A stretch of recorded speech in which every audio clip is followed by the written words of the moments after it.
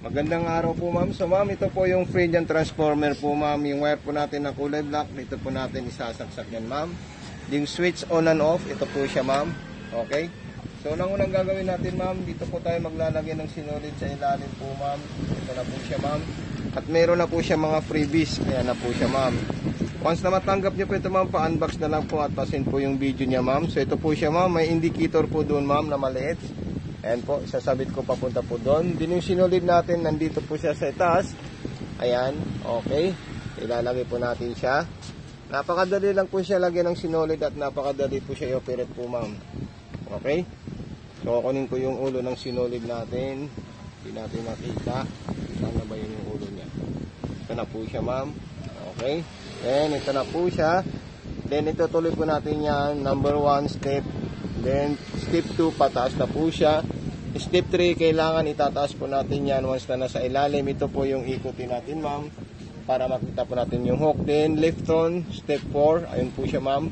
Then dire-diretso po dito ma'am. Step 5 butas na po ng karayom ma'am. Okay. Then pwede nyo po gamitin yung automatic shooter thread nya. Kung hindi nyo po kaya ma'am, pwede nyo po siya i-manual po ma'am. Okay. So ayan.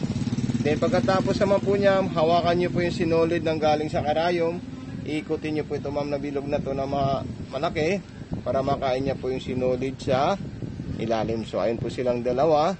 Okay.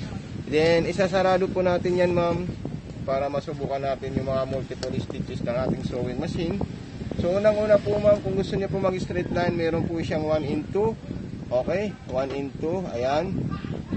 Then distance, ito po siya ma'am. Ayan. Then button start, ayan po. Then reverse, ito po siya ma'am. Long press, tumatras na po siya. Then speed control, pwede nyo po siya bilisan po ma'am. Ayan. Okay. Then zigzag, so pwede po kayo mamili na number 3, number 4, or number 5. Pwede nyo rin po baguhin kung gusto nyo po masinsin yung zigzagger nyo po mga ma'am. Ayan. Okay. So napakadali lang po siya gamitin. Ayan. Yun yung pang-aging naman po niya ma'am, pwede niyo po siya gamitin. Ayan, number 8 yung pang-aging po ma'am. Okay? So ayan po siya. Then kung gusto niyo naman pong another design like button holders, ipapaliwanag ko po sa inyo yung button holder natin ma'am. So pupunta po tayo dito ma'am sa step B.